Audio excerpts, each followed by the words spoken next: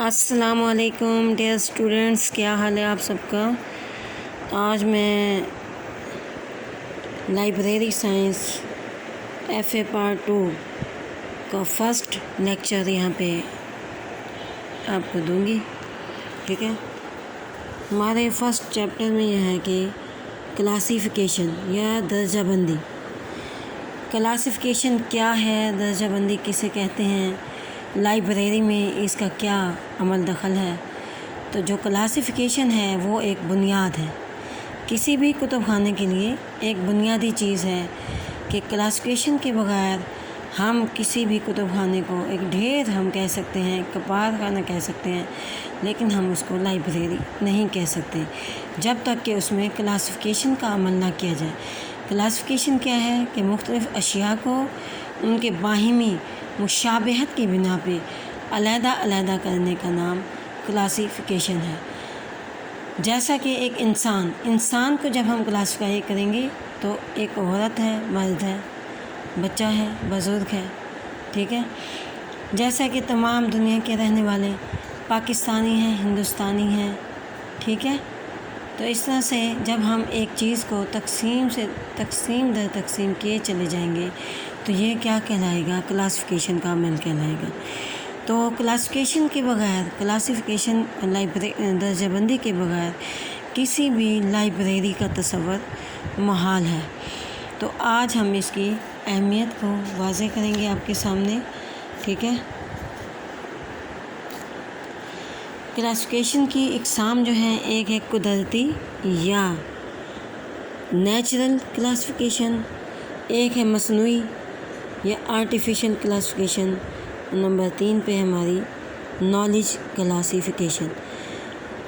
قدرتی جو ہے، جیسا کہ یہ اپنے نام سے ظاہر ہے کہ اللہ تعالیٰ کی جو بنائی ہوئی اشیاء ہیں ان کی نیچرل خوبیوں کی بنا پہ جب ہم چیزوں کو علیحدہ علیحدہ کریں گے، جیسے انسان ہے، انسانوں کے ایک گروہ میں سے اگر ہم مرد خواتین کو الگ الگ کریں گے، یہ نیچرل یا قدرتی درجہ بندی کہلائے گی، کیونکہ خالق کائنات نے دونوں میں نیچرل طور پہ ایک دوسرے سے مختلف خصوصیات رکھی ہیں۔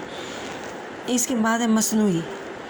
جب ہم انسانوں کو رنگ و نسل یا وطن کی بنیاد پہ تقسیم کریں گے تو یہ مصنوعی کلاسیفیکیشن ہوگی، مثلاً کالے، گورے، پاکستانی، ایرانی، ٹھیک ہے؟ تو یہ کیا کہلائے گی؟ مصنوعی یا آرٹیفیشل۔ اس کے بعد ہے نالج ہے۔ مختلف مفکرین نے، ماہر علوم نے علم کو ہمیشہ تقسیم کرنے کی کوشش کی ہے، ٹھیک ہے؟ سائنس، آرٹس کے مزید مضامین، سائنس کے مزید آگے مضامین، مذہبی علوم، سائنسی علوم، اس طرح سے مختلف تقسیم کی ہے۔ تو اس کی تاریخ کا جب ہم مطالعہ کریں گے، تاریخی لحاظ سے بھی قدیم ترین جو کتب خانہ ہے، اشور بنی پال کا جو کتب خانہ ہے، جس کی ابتدا 106 کاف میم سے ہوتی ہے، 106 کاف میم سے جس کتب خانے کی ابتدا ہوتی ہے باقاعدہ، تو اس میں بھی کتابوں کو کلاسیفائی کیا گیا تھا۔ اشور بنی پال کے کتب خانے میں کتابوں کے 2 حصے کیے گئے تھے، علوم کے 2 حصے، علم روحانی جس میں طلسم، جادو، مذہب، سوانح، علم ریاضی، علم عرضی، تاریخ، قانون، ٹھیک، اور سائنس۔ تو یہ تمام یعنی زمانہ قدیم میں ہی کتابوں کو کلاسیفائی کرنے کا طریقہ رائج تھا۔ اس کے بعد مختلف ماہر علوم نے، افلاطون ہے، ارسطو ہے، اس طرح سے دیگر جو ماہرین ہیں، انہوں نے کتابوں کو اپنے اپنے زمانے کے مطابق کلاسیفائی کیا۔ تو ہم آج دور جدید کی جو درجہ بندی اسکیمیں ہیں ان کا جائزہ لیں گے۔ سب سے پہلے جو تمام دنیا میں 95% اس وقت تمام دنیا کے کتب خانے میں رائج ہے وہ ہے DDC، Davy David decimal classification scheme. DDC اس وقت دنیا بھر کے 95% کتب خانوں میں رائج ہے۔ تو یہ اس وقت اتنی مقبول ہے کیونکہ یہ اپنی خوبیوں کی وجہ سے اس میں یہ کہ ایک سادہ ہے، عام فہم ہے، ٹھیک ہے، تمام علوم کا احاطہ کرنے والی ہے، اس لیے اس کو تمام دنیا میں پسند کیا جا رہا ہے۔